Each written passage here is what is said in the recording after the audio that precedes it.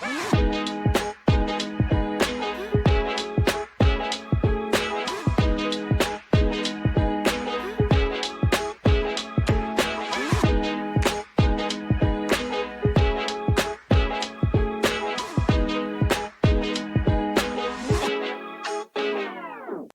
and thank you for joining the Toxic Mold Sex podcast presented by Malachi's Message Foundation. My name is Miriam Khalili, and I'm joined by my co-host, Emily Rachel. Thank you, Miriam, and thanks everybody for joining us today on this expert interview with PJ Harlow, who is the CEO of PJ Harlow Wellness. She is a holistic mold consultant.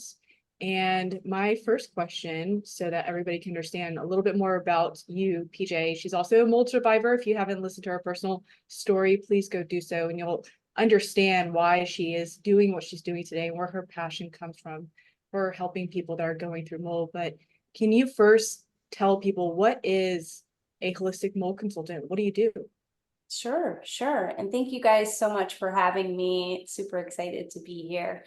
A holistic mold consultant is actually a term that I actually made up. I pioneered holistic mold consulting.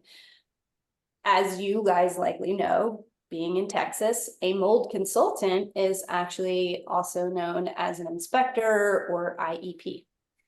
What I do is completely different. I strictly consult with holistic-minded, health-focused individuals on how to navigate healing a sick home or how to find a healthy prospective home or rental, how to really go through and build your dream team when it comes to this process of finding the proper inspectors, remediation companies, HVAC technicians, even, decontamination, how to decontaminate, how to even go through mold trauma and how to navigate after remediation, how to keep your home healthy, how to maintain a proper home microbiome. We are holistic mold consultants because we take a very root cause oriented approach to working with our clients. And I myself, I am a holistic health practitioner at my core. So I've really taken these kind of functional medicine concepts and really applied them into the home environment. So I think that's very attractive to our clients and our members because they are very focused on health as well, and they appreciate that kind of root cause tenet that we follow.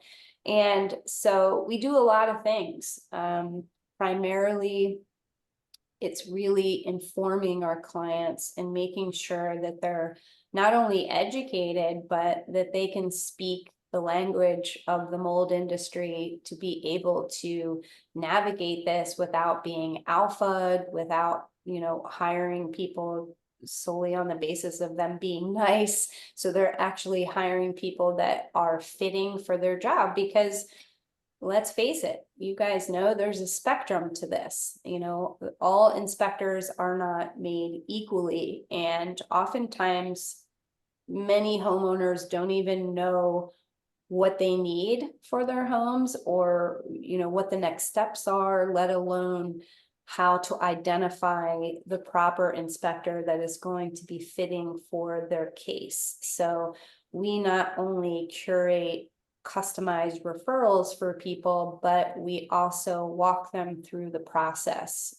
At times, there's so many ways, unfortunately, that this can go bad, and hiring the wrong remediation company, a more chemical-based remediation company that may come in and chemically remediate is not the same thing as a remediation company who's following the S520 and is going to actually remove mold properly under a controlled demolition. So there's just a lot of complicated topics and things that even if you're the best researcher, out there. It's just too complicated. I always compare it to, you'd never go to court without a lawyer if you were going through a trial. Why? Because speaking legalese and speaking the law is like another language. So you need an interpreter. You need someone who's going to be able to help defend you and be, the person behind you as your number one, ensuring that you can navigate the trial or the situation. And that's pretty much what we do for our clients. Can you describe what some of the things that clients come to you may have previously experienced that ultimately brought them to you? Some of these red flags that have popped up in this process that, we are aware of, but others may not be? Sure. Some of the most common situations are people will come to us after hiring 2, 3, sometimes even 4 inspectors, and they're just kind of feeling like they haven't found what they're looking for. Or maybe they're telling them, oh, your house is normal, but the homeowner, their intuition is saying, I know something's here. Sometimes it's heartbreaking when I have a family. I can think of several right now that I'm currently working with where they hired inspectors who came out and said, nope, nothing's wrong with your house. So they checked that box off and spent the next 2 years searching for answers for their kids. And their kids continue to get sicker and sicker and sicker. And then they kind of boomerang back to mold after, going through all these other things. And then they come to work with us, and then they find out that their home has always had a problem. And it's really saddening to see people kind of go through years of their child's life or their life thinking that it's possibly something else, all simply because they just didn't have the right person on their team and the most educated individual. That's part of the problem, is that this is kind of, I know it's cliche to say, but it truly is like the wild, wild west out here. And, my neighbor can go get a business license and be an inspector tomorrow. He can do the same thing and become a remediator. It is not that difficult. There's no, laws or anything. So, homeowners don't have that kind of protection out there. And again, when your focus is health, most of the industry has not caught up to that yet. I'd probably say 98% of the industry is more focused on aesthetics and making things look like they've been fixed. Whether it's chemical treatment or you can insert thing here, there's so many ways that people do that. But when it comes to inspecting, there's a lot of education that's required to really understand how a house works. I kind of look at different inspectors are put into different classes. You have your traditional class 1, mold tester that may come out. And this is just somebody who's just gonna come into the home and maybe do a couple air samples, do one outside, and that's it. And they're not really able to identify potential problems. They might be able to find some low-hanging fruit, but that's not what most of our clients are looking for. They want to know what's really happening with their home, and sometimes it's not that easy. You kind of have to understand building science. You need to understand mechanical ventilation. You need to understand some of these topics that are going to take a person who's well educated. And I think that's part of the problem too, is that it's not just about finding where mold is. That's not really going to solve problems. Again, root cause. It's the whole basis of functional medicine, is root cause. What is the root cause of why mold is there, or why is water damage there? I think another thing is that when people think of water damage, they think of like, my toilet overflowed, or my pipes are leaking, when a lot of the water damage that we see is more water vapor or condensation issues that aren't so easily found and aren't going to really present themselves on the exterior of surfaces until it's been quite a long time. So those are some of the things that we see. We also see people who have even already been through remediation and they move back into their home and they get sick and they're not better and they don't understand why. And they're like, wait a minute, I went through all of this, I spent all of this money and I'm still sick.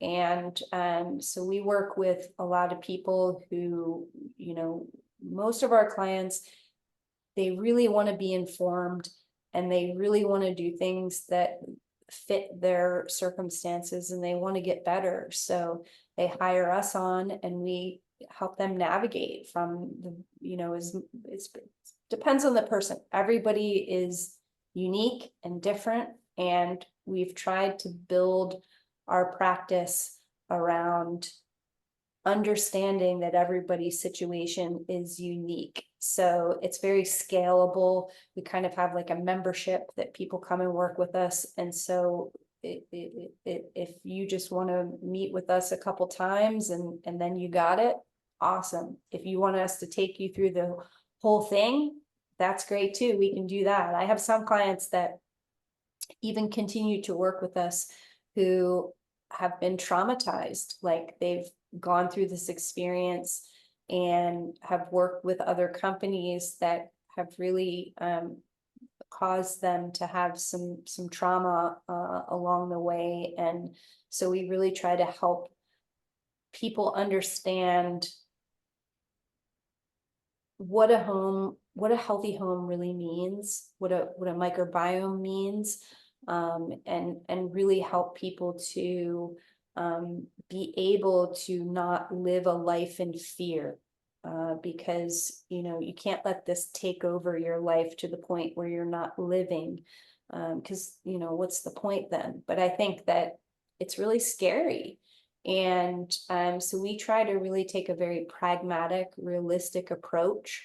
And because I've personally been through this and I've sat on the other side of the table, and if you hear my story, you'll really understand that I know the pain that this can cause and the isolation and just the gaslighting. Like I felt it all. And so I think that a lot of the people that work with us, they appreciate that. And there's a whole nother half of my company that a lot of people don't see because I'm kind of like the front person, but my husband and business partner, Peter, is the other half of PJ Harlow Wellness. And so he is our lead investigator and he really does a lot of work with me as well. We're really big on bringing families together and bringing couples together through this process because it can very easily separate a family and cause a big kind of crux into the relationship. And oftentimes people disagree on how to handle things. And this is also an expensive journey to go through. And so whenever there's some money involved, that can cause some stress. So we're here to kind of mediate and help educate and be the voice of like objective reason too. We don't have any financial interest in what the decisions are. So we're truly, there is no conflict of interest for us. With inspectors, sometimes, they, even if they're great, they have a financial interest to want to remediate because then they can come back for PRV. And so it's great to just have everybody being held accountable for everything. So that's another part of our role. I have a question for you. So yes, we do see that all the time, and it's heartbreaking when somebody is misled to think that their indoor environment is okay because somebody just walked in and did air samples. And then they stay in that environment and they unfortunately suffer further and potentially damages, personal injury damages that they can never reverse. Do you find that most of these clients that come to you, and this has happened, that was the scenario where they had somebody come in and just did air samples and said everything's fine? And my second question is, let's say somebody's just starting their journey, they haven't done that. What would be the first thing that you would have them do? Would you put them with the right inspector, or would you have them test their own house with a potential ERMI? So great question. Yes, a lot of times we see traditional local inspectors that come in and they're just doing a couple air samples indoors and maybe one to compare outside, and that's basically it. Sometimes we even have clients who get very, very expensive inspections, but still they haven't figured out what the root causes are. Like I was kind of explaining, they might identify, that low hanging fruit. Oh, okay, under your sink, boom, that's a pretty easy find. But when there's, humidity issues, condensation problems, when the building envelope is, having some problems, when there could be issues in the attic, when we have stinky sock syndrome in the vents, or the vents are condensating, this is going to take an upper echelon of education. And it's just not easy to just interview an inspector and boom, you're going to know everything. There's just a lot of technicality to it. Now, if someone were coming to work with us from the beginning and they had one of these type of inspections, or several, which is common, we'll sit down and do a very thorough intake and really understand the person. Who's the most sickest person in the house? We really look at their health, their susceptibility, their sensitivity, to understand, because that's going to make a difference too in who we hire. And so it depends, if somebody doesn't have enough data to really even understand, sometimes we will do an ERMI and just one, and just an interpretation, just to get an idea of what's going on with the fungal biome. And are there any patterns or elevations that we're seeing that are really leading us to believe that there is a problem? And from there, if they continued to work with us, then we would say, okay, let's try to pair you with an inspector that is fitting for your circumstances, and to try to really help provide you with the answers. We don't want people to be spending, tens of thousands of dollars, on things that they don't necessarily need. And we also, again, we want to educate everybody, because oftentimes we'll get, well, why can't I just hire somebody local? Like, why?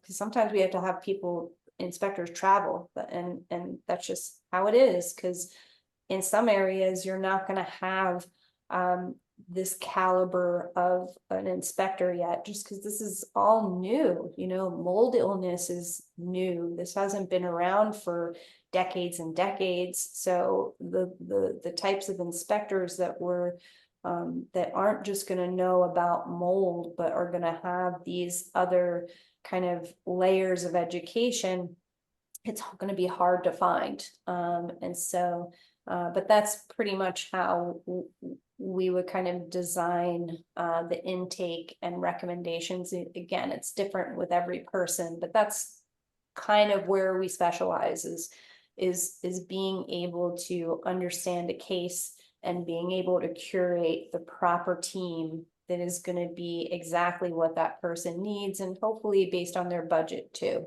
Because some people are in different budget brackets, and there's some inspectors are more premium priced than others.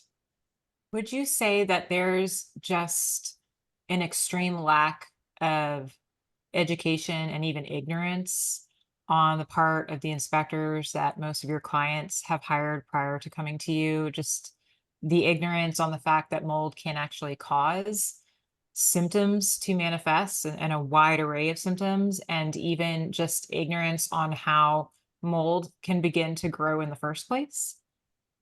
Yeah, I think that, most inspectors, if they've done any type of IICRC training, they have some idea that mold in the indoor environment can cause health problems, allergies, asthma. But when it really crosses over into like mold illness, mold toxicity, mold colonization, that is where I feel like there's a disconnect. And there's a lack of understanding around contamination and what we would call a condition 2 environment in the home. So condition 1 is a normal fungal ecology. That's kind of like the goal, is trying to get back to a balanced home microbiome. That's a home where there's no water damage, no mold colony sources, and the fungal and microbial biome is not sterile, but it's in balance, kind of keeping the good and the bad, keep it in check, right? We don't have any Stachybotrys or Cotomium or anything, and it's controlled, right? Condition 2 is a little bit different. Condition 2 is a situation where, let's say you did have some water damage in your home. Let's just say your bathroom. And let's say you had it remediated and they cut out the actual mold source and the water damage, and they removed those moldy materials under containment, and they did a great job. And we have our inspector come back and he checks and everything looks great. He does some surface sampling, they cleaned right in the containment, they pack it up and they leave. And they just cleaned that bathroom. That's it. Okay.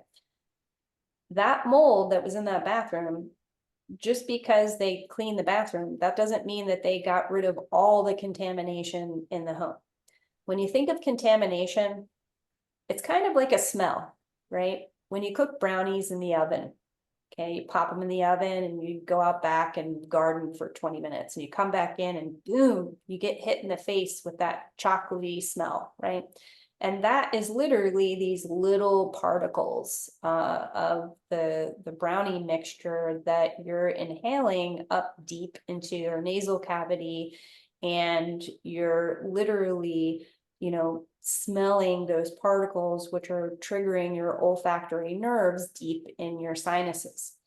And contamination kind of works similarly, very quickly. It can move. So if a colony is in a wall, it doesn't mean that it's stagnant and stuck there and it's not going to produce any type of spores or fragments. And kind of like, when you see one of those little dandelion poof balls with the little seeds that you blow in your yard, that's kind of like a bigger example, but colonies can sporulate, they can kind of, spread their spores everywhere.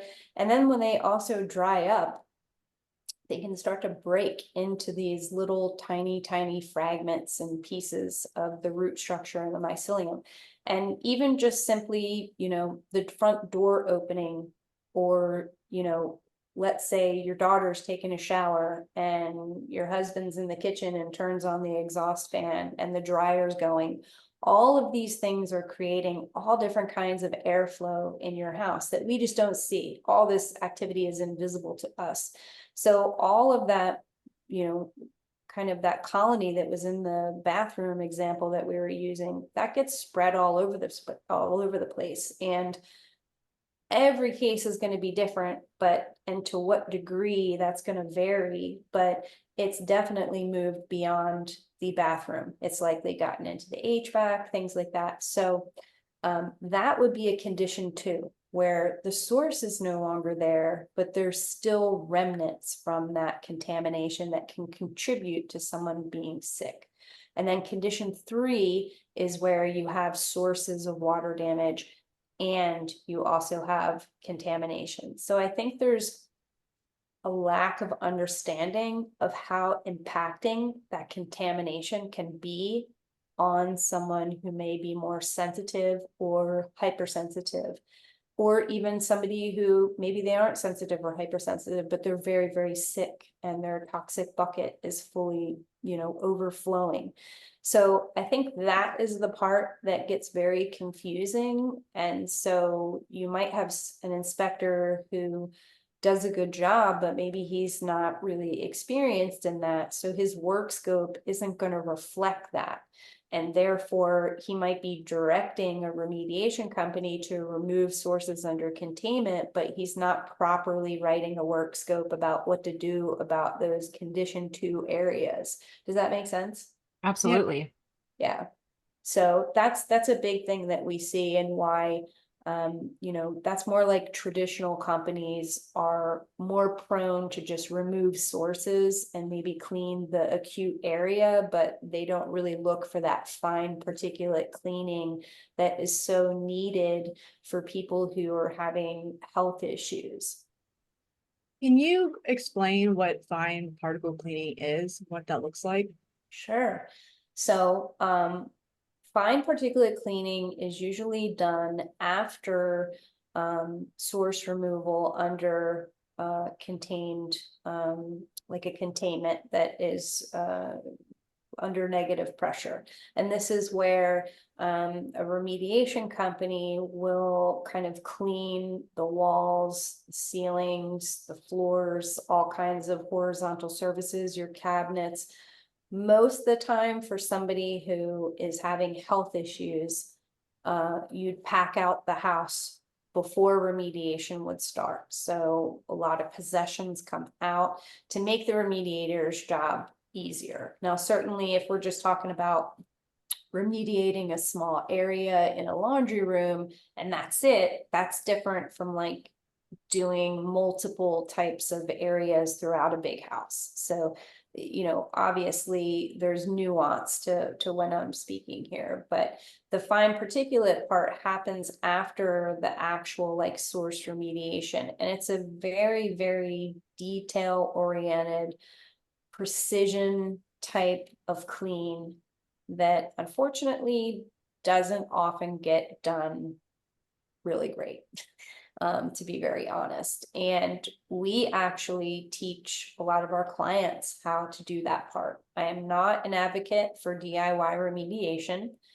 I'm very adamant about that. I understand that people have financial situations, but I really, really think that they can unfortunately make things worse in their home. So I'm really an advocate for remediation being done by professionals under professional containment, but decontamination, I think that that's something that, a homeowner can be trained. And this is where if you have, a partner or family member who's really hands-on and they really want to participate and make a difference or impact in their home, and they're not hypersensitive or sensitive, that they can actually do this part. And that's something that we actually teach, is that precision cleaning of removing that contamination. And it usually takes more than one time.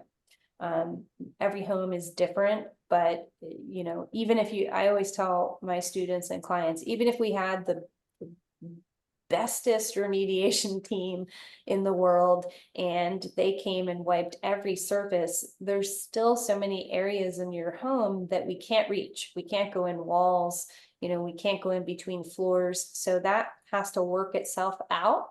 And so usually homeowners are going to have to deep clean even after remediation is done to bring that load down to a tolerable level.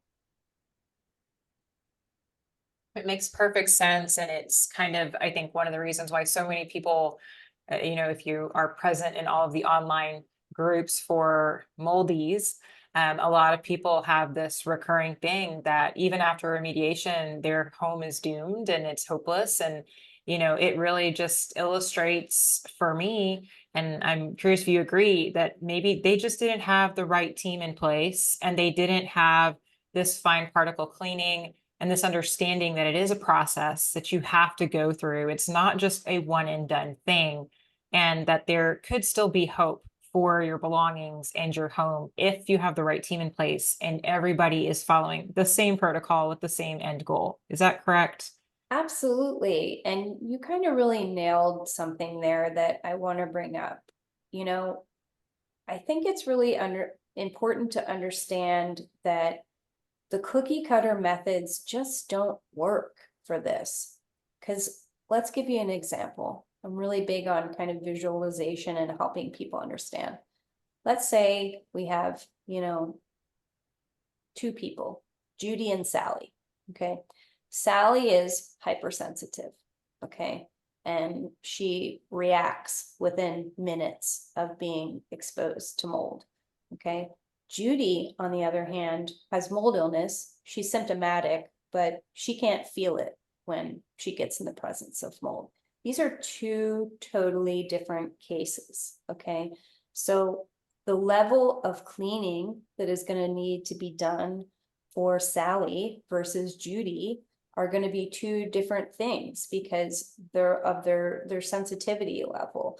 I don't think that, Judy's house needs to be neglected, but I think that, Sally is going to have to understand that this makes her more vulnerable to some degree. So I think that's an aspect that we really try to teach is understanding that not everybody is the same, and that works the opposite way too. I have some people that have come to work with us that have been afraid to like go to their family's house because they know their family has mold.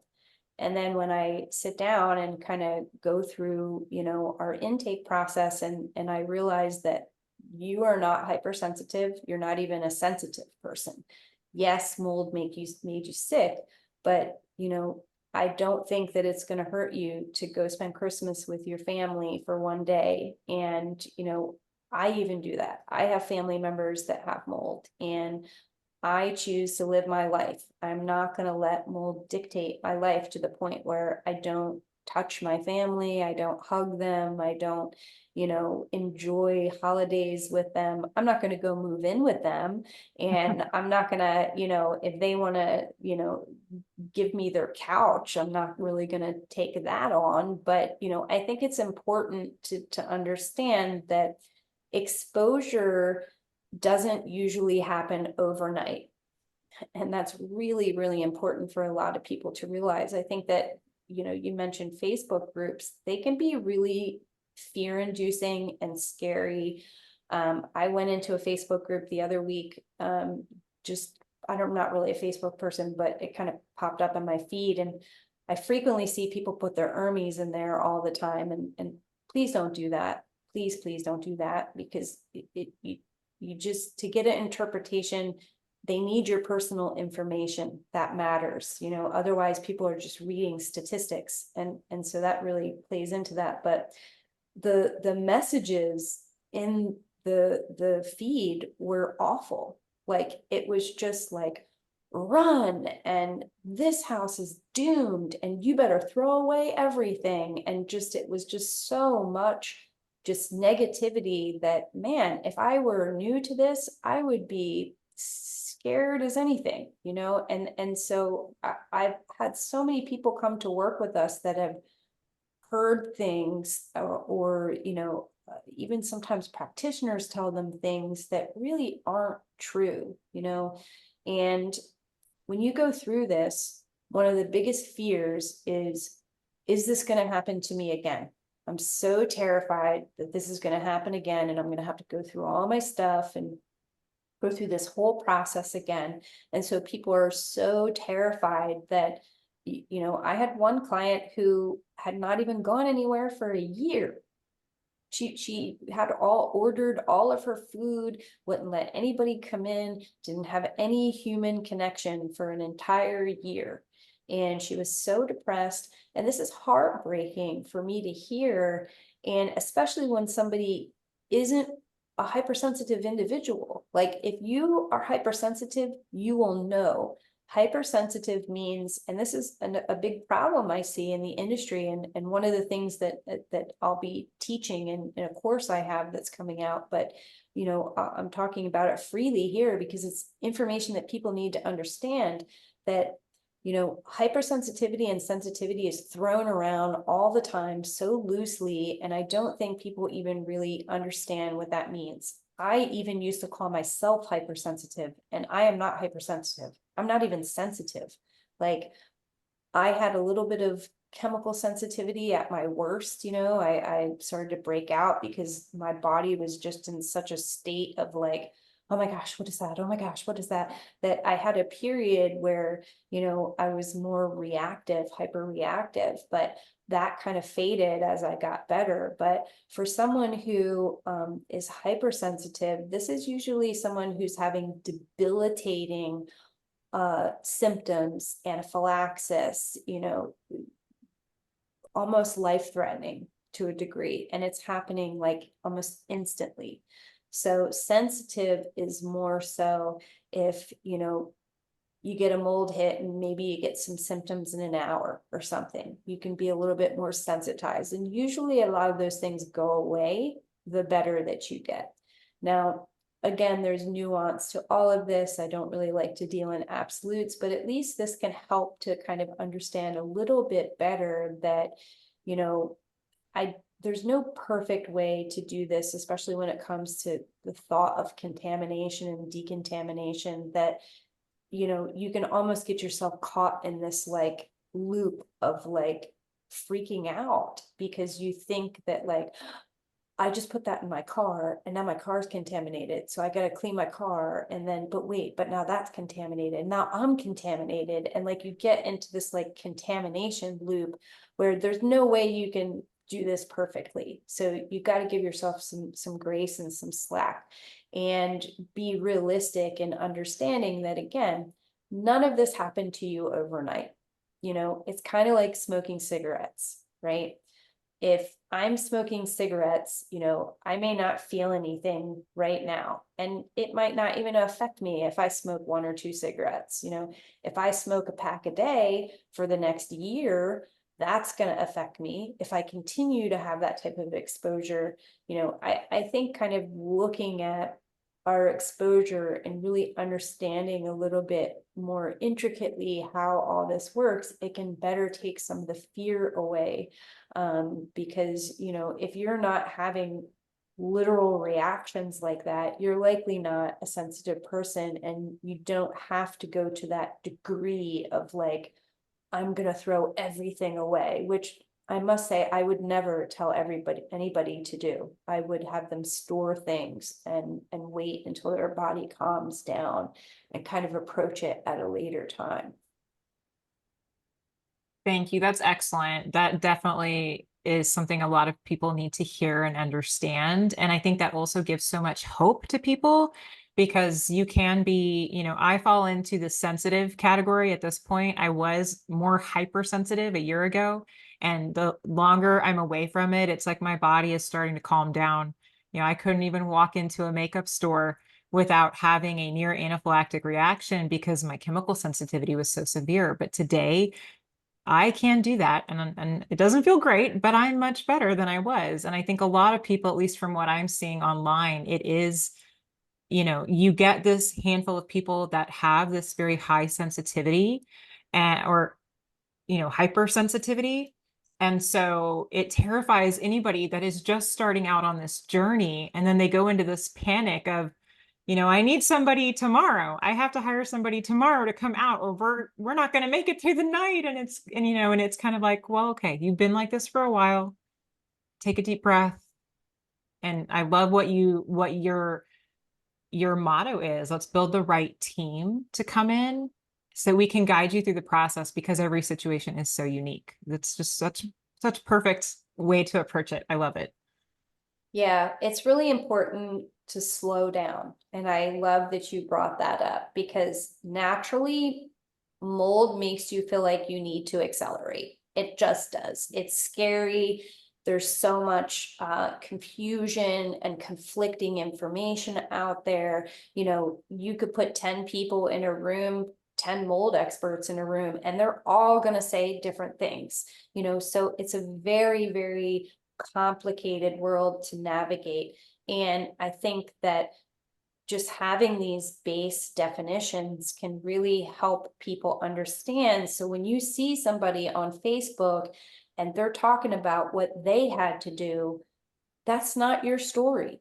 Okay, that's not what you're going to have to do. And this is why it's really critical to work with somebody who can guide you to understand on what your levels are. what is your personal risk, right? That's really important. And that's something that, I've been working on is that was one of the bigger kind of areas of like, okay, certainly anybody can, go get a PDF or something on how to decontaminate, but to what degree? And that's the questions that we always get asked in our one-on-one sessions is, okay, that's how you do it, but do I have to follow this so intensely as everybody else, And then we really look at that, and I cannot wait to our course is coming out in June, where we've actually,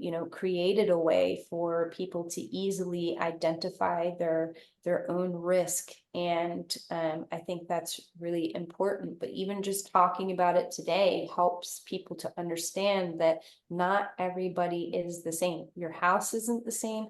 Your circumstances isn't the same. This is why you can't put an ERMI in Facebook and have people read it, is because you have to look at that. First of all, when it comes to ERMI, we're using the ERMI off-label. We're using it in a different way than it was intended. You cannot use the score. You can't use that ending number. The EPA used that for a different way of using the test. That was for science experiments. So you have to really use and plug in your personal information to be able to get an actual interpretation. A reading is different from an interpretation. A reading is just somebody simply going over the numbers with you. This is high, this is low, this is a primary colonizer, this is a secondary colonizer. But someone actually interpreting your level of risk, they need to know how sick you are, how long you've been in the home, what are your symptoms, what diagnoses do you have, what's your lifestyle been like, do you have trauma? What's been happening? Did someone die recently? Have you lost your job? Have you been arguing? What's your finances like? Are your kids sick?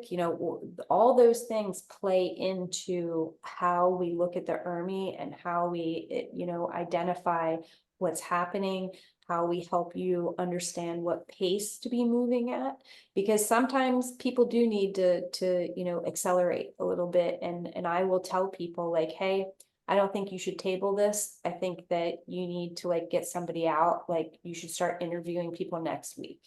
Some other people, I will say, sounds like, you could probably hold off for a couple months. And, when you get the money up, then you can try to approach this at that pace. Sometimes, very rarely, I will get a person or a situation where I'll say this is really, really dangerous and risky. And I would not be opposed to you exiting until we can figure something out. Usually that's a case where like there's an infant or, somebody that's very vulnerable involved and we've got, debilitating symptoms. But, I think that's important too. Again, there's a spectrum to all of this. Not everything is an absolute or written in stone. And it's important to understand where you fall on that spectrum. I have a question, PJ. The way the world is right now in America with inflation being so high and the cost of food being so high, are you finding it a lot more difficult with your clients, not even being able to afford to get out of the home that's making them sick? And how are you helping them in that type of situation? Yeah, a lot of people are in some very difficult times right now, and I truly understand, because I am not a person that has had a lot of money in my lifetime. And, I've always been on the underside of, even have lived in poverty some of my life. So with my kids and in earlier years, but, oftentimes, people that usually come to work with me, are a little bit above that bracket. just because, I mean, you're hiring a personal consultant to help you. So I've really tried to provide a lot of free information on my Instagram and on my socials and on my blog and everything for those people who can't really afford to make a move, and how to really kind of mitigate some of the risk, and how can you make your home safer, and even some preventative things for that. I would love to be able to help everybody, but I try to do as much as I can. But I do see there are tons of people that message me all the time that can't make a move, and it's heartbreaking. But there are some things that they can do, keep their dust levels down, and get an air purification and things like that. But I try to do a lot of education on my channels for that, just to get as much free stuff as I possibly can. And this was another reason why I wanted to create a course, was because I wanted people who are remediating, they're paying out so much money for remediation that they want to learn how to DIY decontaminate. So that's one of that's what the first course is about, is about doing this on your own, so you don't have to pay somebody the big bucks to do it. And also, I feel like it helps to repair the relationship with the home. And we were kind of talking about this earlier. People, move back in, they're sick, or some people, they just can't trust that the job was done properly, and they still don't have confidence. They still feel like this home is not safe. And so I find that when people are actually getting their hands into the project to some degree, I mean, again, there's nuance to this, because a hypersensitive person isn't going to be able to be decontaminating, but they can have their family who isn't in there. They can maybe put a mask on and oversee. They might not be able to actually be doing it, but they can watch as the home is being cleaned. And this really does something. I feel like it really brings some closure, and it brings some confidence in knowing, like, I saw with my eyes, I saw this happen. It's kind of like when you're building a house, you want to make sure that you definitely lay eyes on the house before the drywall gets put up, so you can see the interior, so you can know on your own that you've looked and you inspected that yourself. This is kind of the same thing. I think that when homeowners are involved in the process, it's very empowering, and it can also really bring couples together. It can, this lets the spouses kind of really get involved, and they can do something to make it feel like they're helping their family. And so it's a win-win. I love that. I think that is something that is definitely needed within the family unit, because there always does tend to be one person that's more affected than another. And so having that education and understanding and the tools to help our family members understand what needs to be done, or why we're reacting the way we are reacting, I think will just absolutely provide a positive outcome for everyone, hopefully.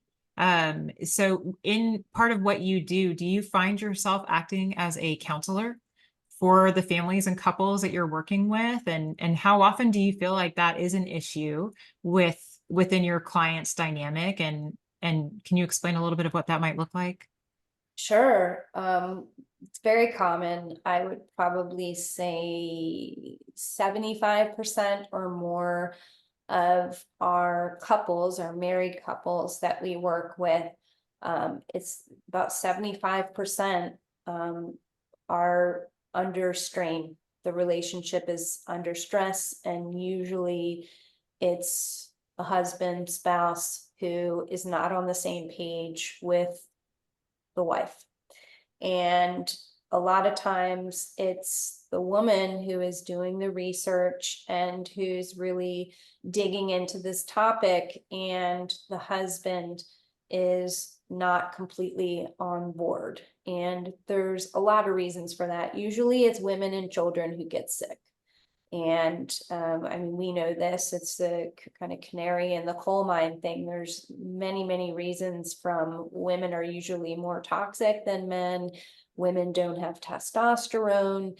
You know, we're also much more in tune with our bodies. We're more likely to recognize that we have issues, where some men are kind of more in denial, and, you know, are not, they're just going to tolerate things and kind of normalize things more than we would.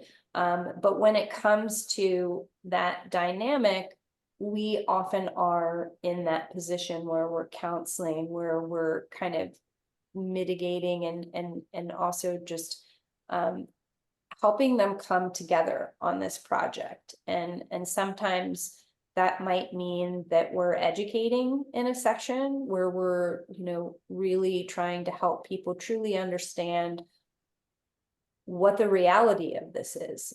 Sometimes I even have like a blog post with a bunch of studies that I've linked, because sometimes I get the question like, well, do you have any studies on this? And I'm like, yeah, actually I do. I have a whole list that you can go and you can read, and you can take a look at that, and maybe that can help you understand. I find that men like proof a lot. They like evidence. They like physical, tangible, you know, information. So oftentimes, you know, testing can do that. And again, I think that they like being included in the conversation, and that if there's any tip for the ladies out there, it would be to, or couples, you know, include your spouse in the conversation from the very beginning. You know, oftentimes it can be shocking to kind of come into something like, it could be any topic, right? Not even just mold. Like if you all of a sudden started, you know, I don't know, researching rock climbing, and, you know, you buy all this gear, and all of a sudden your spouse come home and you're like, okay, I'm going mountain climbing. And they're like, wait, what? Mountain climbing? Where did this come out of? You know, you know, it's important to keep that communication open. Certainly, we know that everybody has busy lives, but when it comes to home ownership, I think that you need to have an intentional discussion. I think sometimes we just kind of like, our lives are busy, and it's like, you know, when it comes time to hire somebody, I think that we just do it. We don't really intentionally think about like, hey, who's going to handle this part of the home and who's going to do this. And sometimes, at least in current times, it ends up being the woman. She's oftentimes, especially if she's home with the kids and things like that, this is often why she's the sick one too, because she's in the house more. So we often do mediate, and you know, but our goal is to really make sure that each person in the relationship is heard, and their concerns are understood, and that their questions are answered, and we're pretty realistic about things. You know, I think that's one of the reasons why we do so well with families, is because, you know, we don't want anybody to get ripped off. Sometimes it's another reason is money. And you know, a lot of spouses are like, hey, I don't want to be paying a bunch of money for this stranger to come in and they're going to tell me about my house. You know, there's a little bit of a pride thing there too. And I think when we understand that, you know, we can use that to our advantage, and, you know, use it in a better way. So yeah, we often do work with a lot of couples in that aspect. I know you help people find a good inspector, Mhm. and you also do remediation contractor, is that right? Yeah, we do. Can you talk about some of the red flags that people should watch out for when they're trying to interview and find their own inspector remediation contractor? Sure. Well, the first thing would be, you know, really understanding what it is you're trying to do, you know, because there's going to be a different team if you're searching for a new home versus if you're just wanting to take care of that issue in the bathroom, versus if you're wanting to create a healthy home and you're feeling sick. Like those are all different circumstances that are going to require different types of inspectors or professionals. So, I think that it's very hard to start interviewing people. And one of the first things that I would do would be to look on the internet and kind of see, are they IICRC certified? Are they ACAC certified? Look at some of the certifications and look at some of the language. If you're hearing or if you're seeing things that say words like treat and kill and things like that, they may not really be the company that you're looking for if you're looking for a more health focused team to help you with that. But it is hard. I must say, it's very difficult for homeowners to try to interview and find good professionals. And, if you start the process, it might take you a while. And this is kind of why we say to work with a consultant, just because you're going to get to that part where it gets so technical that it's going to be beyond your capacity as a homeowner. I mean, even me, sometimes through my history, I've gotten, alphaed. I've gotten fooled by some people who have blown smoke, if you will, and they've kind of told me that they were one thing, and then after I learned a little bit more about who they are and what they do, then it was completely different from what they said. So it's very difficult to discern because not everybody's being honest. That's the other part of this, is that unfortunately in this industry there's just a dark side too. Yes, there is a big dark side. And in Texas, I was having this conversation, and I don't know if this is one thing that you have your clients check for, especially with remediation contractors, because in Texas, the IICRC doesn't hold up. You have to be licensed through TDLR in Texas, as if you're doing mold remediation or if you're doing any sort of mold assessments, you have to be licensed through TDLR as a licensed mold consultant or technician. If they're just IICRC certified, they can't legally come in and do any assessments in Texas. But one of the things that Texas makes sure is that if you are licensed as a remediation contractor, then you have to carry liability insurance and the amount of $1 million in case they go in and damage the property or do something wrong and so forth. But is that something that you have your clients check for with other remediation contractors before they hire them, to make sure that they are financially protected in case they do something wrong in their home? Yes, and you mentioned something too, and we do have a lot of clients in Texas, and that's another one of the things that we've had people come to work with us because they've hired an inspector who isn't licensed, and then they have a work scope, but no remediator will touch it because they're not licensed. And so we're in the situation where they have to hire another inspector to come to write them an actual legal work scope that they can follow. So there's a lot of, this is what I mean when I talk about these technicalities, that there's just, you might not know that there's all these little kind of, just so many technicalities when it comes to this, but we do, we have created templates for our members. We have like a whole virtual library. So when we provide referrals for one of our members, we give a couple, and we also provide them like a printable interview template for whatever type of professional they're trying to interview, whether it's an inspector, an IEP, or whether it's a remediation company, and they print that out, and it has the questions and answers that they should expect, for what they're looking for, and they can go through an interview and then pick who they feel is the best fit. And we've tried to put in there very fitting questions for homeowners. Now, maybe we have a situation where it's rare, but sometimes it happens, where maybe the inspector isn't a good fit that we have provided candidates, and maybe somebody comes to us and they say, hey, I have this person, Can you interview them?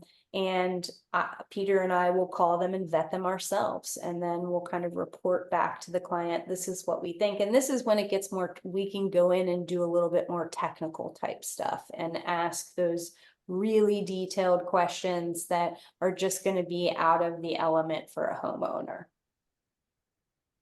Do you, I feel like we can actually talk about the dark side with you, PJ.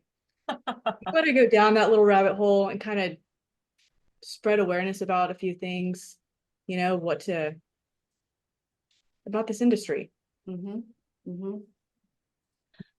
Well, I came into this industry with kind of a naivety, I guess. You know, maybe after you listen to my story, you'll understand why. You know, I was so excited to help people, and I really feel like I was like, okay, you know, I see all of these gaps of where things are missing, and that's why, you know, this role very much organically happened.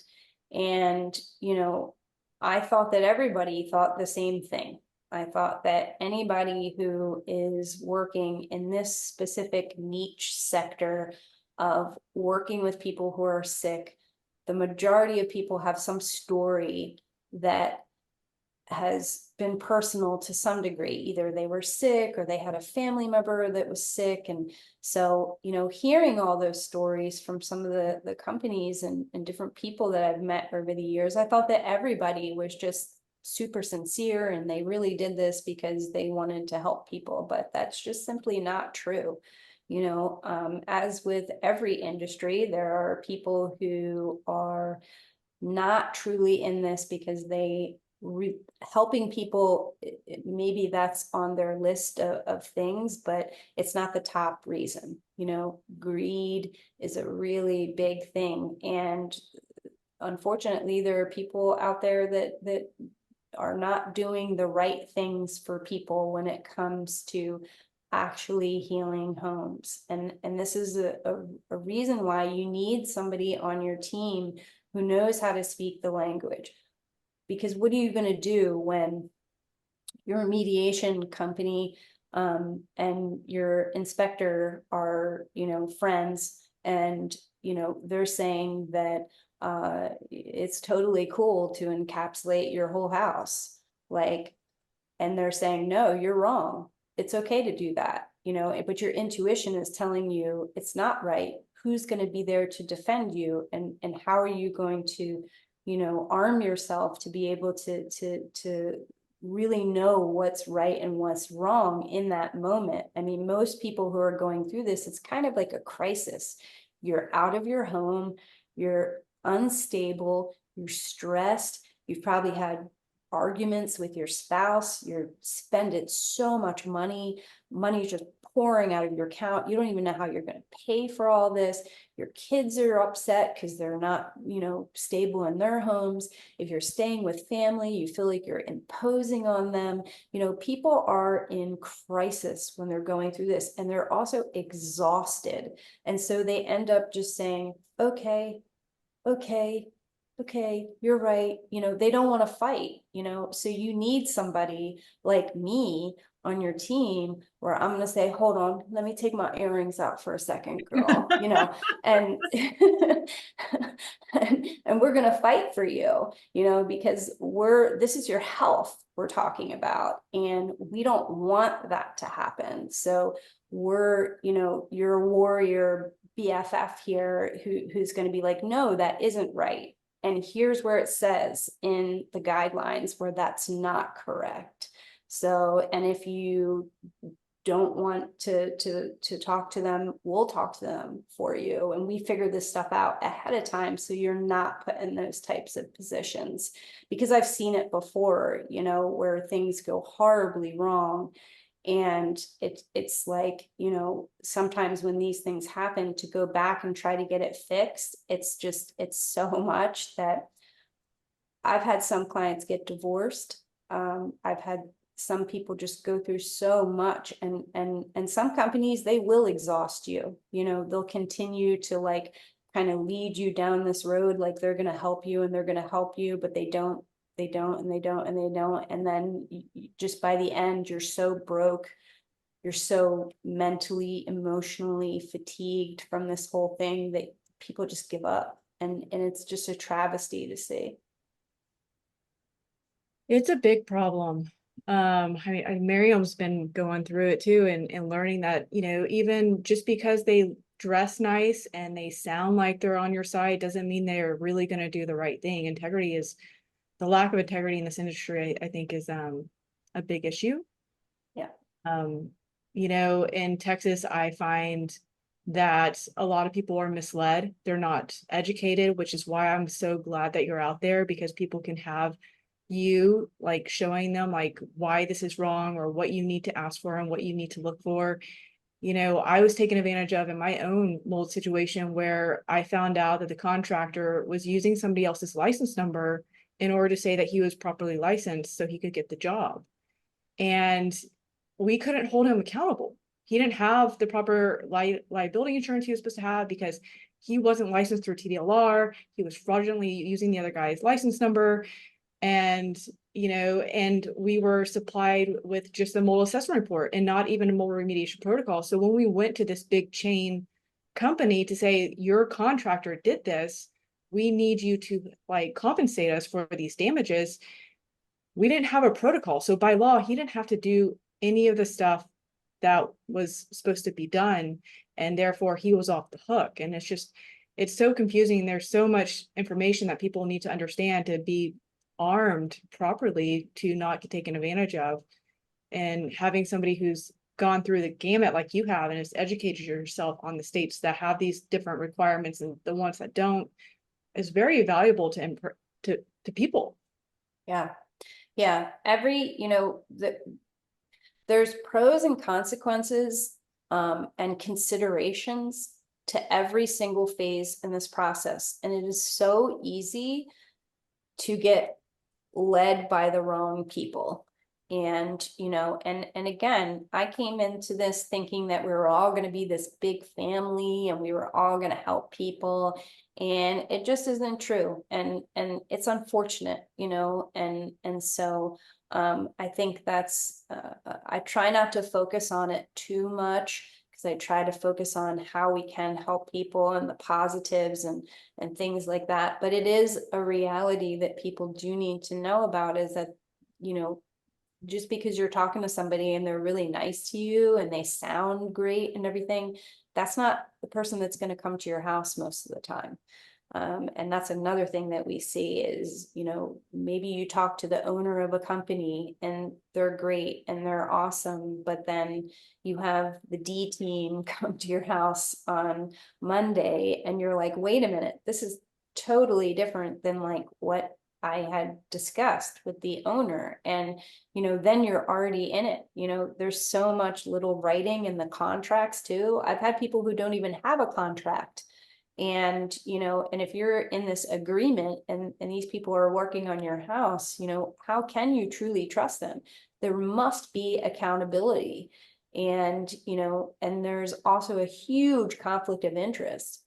Granted, there's a lot of people that know each other in the industry. That's an inevitable fact, that this is a really small niche sector of the industry that we're talking about here. I mean, there's thousands of remediators and restoration companies and inspectors, but there's a very small percentage of us who are health focused. But there's even not all of us in this little specter, in this little, 2%.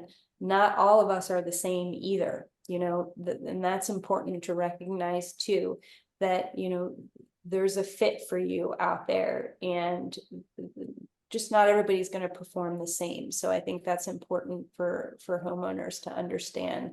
And I don't ever want to make it seem as negative as it is, but, I just try to be more realistic, because I think that's better than kind of giving people a facade,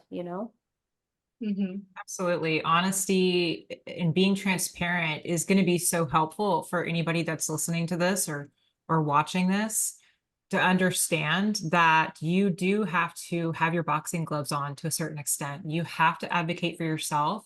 And if you don't have the means to hire a consultant like you know, do whatever you can to educate yourself. And I know I speak from experience. I know how exhausting it is. You're tired and you just want to lay on the floor and be like, Mommy, can you please come fight this battle for me? And you can't do that when you're an adult. You have to advocate. And so sharing this type of information about the dark side is very, very critical.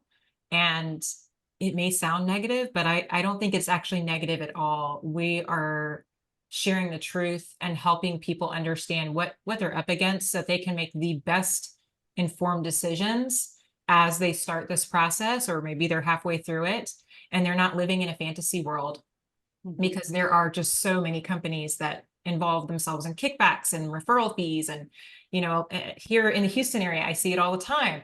You log on to the Facebook groups and people are recommending their remediation company. Oh, you know, this restoration company or this remediator, and they're so wonderful. And all because somebody said that they have discovered mold in their house.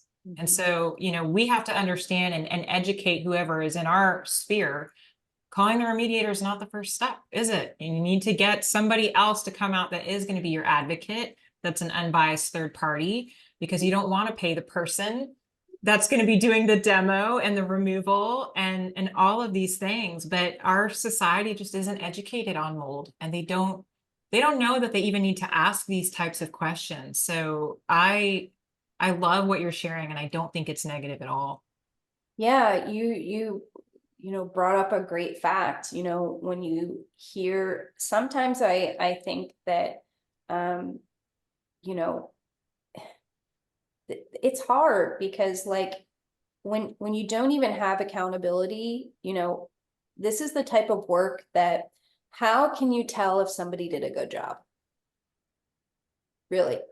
If you have a homeowner on Facebook or somebody saying, oh, they did a great job, cool. How did you gauge that? What, ask them, you know, if you're thinking about this is a true question.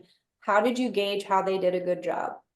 Was it because of their personality? That they were open-minded, that they were nice to you, that they answered your questions? Or how did you prove that they did a good job? Did you have an inspector come and do PRV and ensure that all the sources were removed carefully under containment? Did your inspector come during remediation? Sometimes that's something that some people will have inspectors do. There must be accountability in this industry.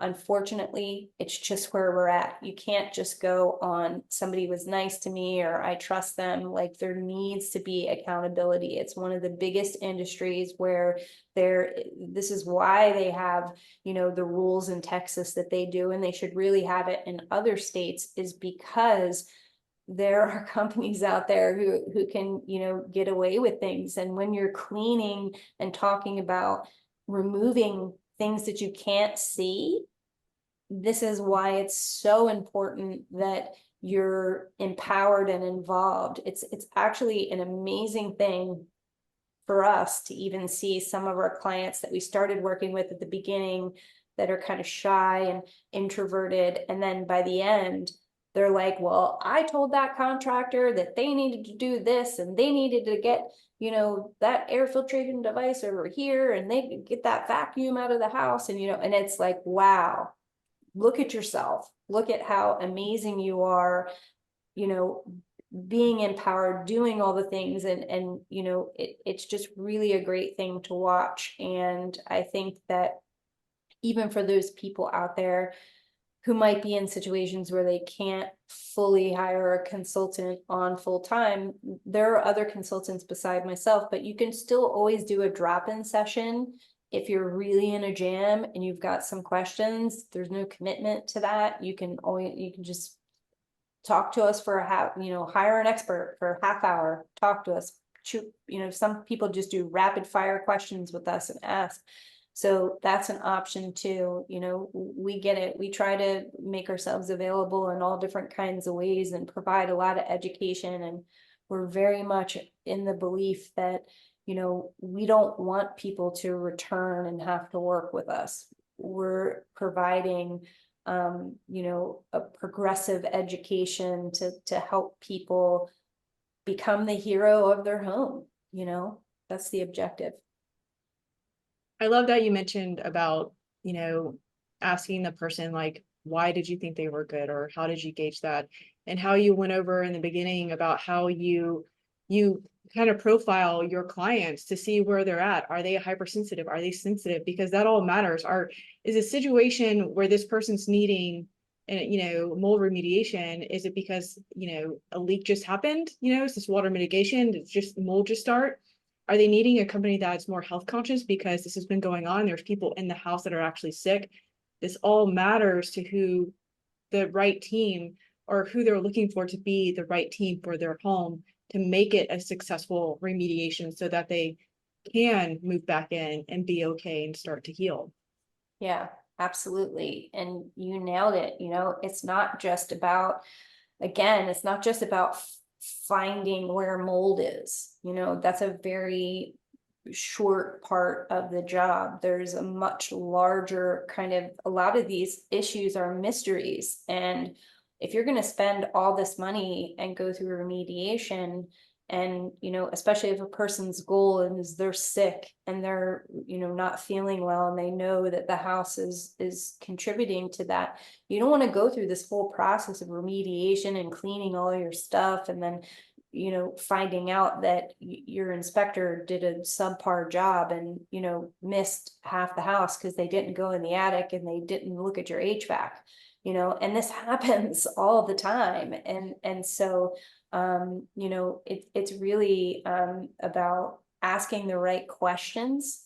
And again, I say it to people all the time. You can't just go, when you're interviewing somebody, you need to be really hitting those technical questions. Like, to me, I'd rather have, like, when I look at like a surgeon and I'm, gonna have surgery on myself, I don't care if a surgeon is nice to me.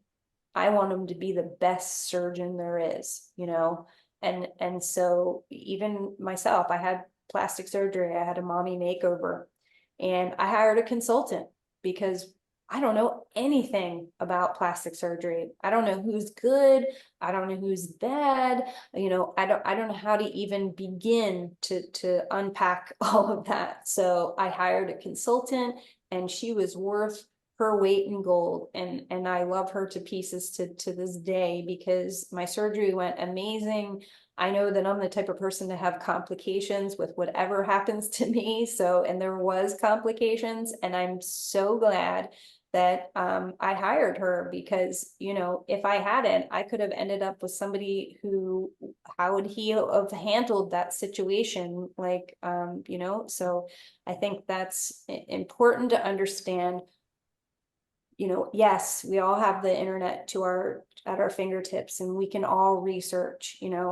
Anybody can be a good researcher, but that doesn't mean that you have to learn when to pass the baton, when to say, okay, this is too much for me on my plate, and when do I need to hand it over to somebody else? Because especially, I think that women, we're put in this position where we're constantly having to do all the things, right? And we take all of this responsibility onto ourselves sometimes. And I do it. I'm just as guilty. I have a hard time delegating, and so, but you have to kind of know when you're out of your element, and be able to say, hey, maybe this is way more complicated, and there's an easier way that I can do this, if you can. Absolutely. Well, I agree with that. And I'm just so thankful that you have taken your personal experiences and you're now advocating and helping people be, exactly as you said, the hero of their home, so that they can make sure that everybody that's involved in the process is minding their P's and Q's. They can advocate for themselves and, hopefully have a really healthy outcome for whatever their unique situation is, and they can start to heal themselves or see their families heal.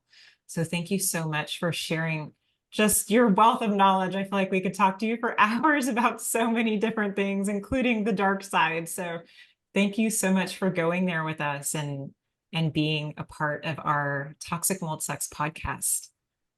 Absolutely. Thank you guys for having me and just, allowing me to speak candidly about what I see and what we do and how we help people. I think it's so important for people to hear these things and to see women who've been through this and come out on the other side and who are really passionate about education and helping people so you don't have to experience what we all did.